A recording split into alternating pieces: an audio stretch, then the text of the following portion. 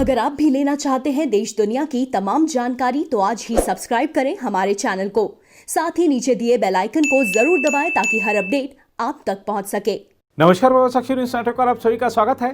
भारत और बांग्लादेश ने अपनी मित्रता को और गहरा करते हुए 7 महत्वपूर्ण समझौते किए और 55 साल से बंद पड़े सीमा पार रेल संपर्क को बहाल कर दिया। प्रधानमंत्री नरेंद्र मोदी ने बांग्लादेश को पड़ोस प्रथम नीति का प्रमुख स्तंभ बताते हुए कहा कि बांग्लादेश के साथ संबंधों में मजबूती और गहराई लाना उनकी विशेष प्राथमिकता रही है तथा कोविड-19 के कठिन समय में दोनों देशों के बीच अच्छा सहयोग रहा है। प्रधानमंत्री मोदी ने बांग्लादेश की समकक्ष शेख हसीना के साथ ऑनलाइन शिखर वार्ता में यह बात कही। दोनों देशों के बीच तेजी से बढ़ते सहयोग के अनुरूप भारत और बांग्लादेश ने हाइड्रोकार्बन, कृषि, कपड़ा और सामुदायिक विकास जैसे विविध क्षेत्रों में 7 समझौतों पर हस्ताक्षर किए। इसके साथ ही सीमा पार चिलाहाटी हल्दीबाड़ी रेल संपर्क को बहाल किया गया जो 1965 तक परिचालन में था।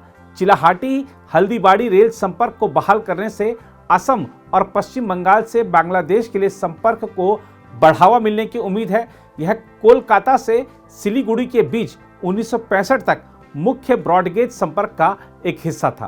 प्रधानमंत्री मोदी और शेख हसीना ने संयुक्त रूप से बांग्लादेश के संस्थापक मुजीबुर रहमान और महात्मा गांधी पर एक डिजिटल प्रदर्शनी का उद्घाटन किया। इस अवसर पर प्रधानमंत्री नरेंद्र मोदी ने कहा, बांग्लादेश हमारी पड़ोस प्रथम नीति का एक प्रमुख स्तंभ है।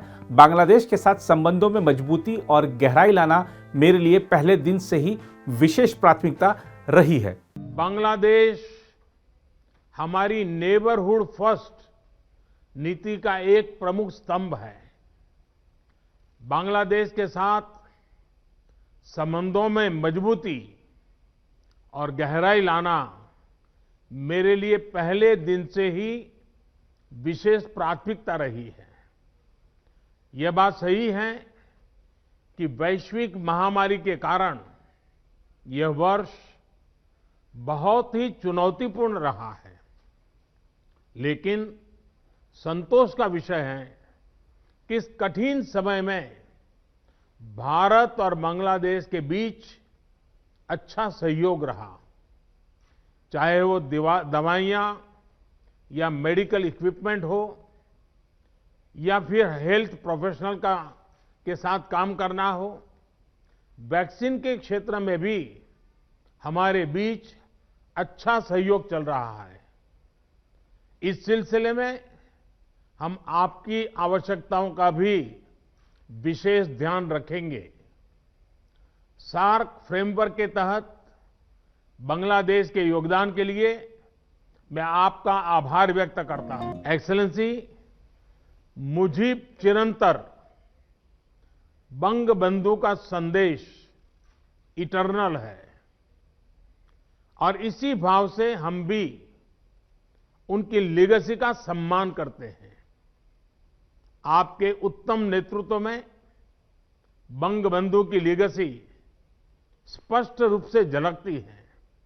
साथ ही हमारे द्विपक्षीय संबंधों के लिए आपकी निजी प्रतिबद्धता भी स्पष्ट है।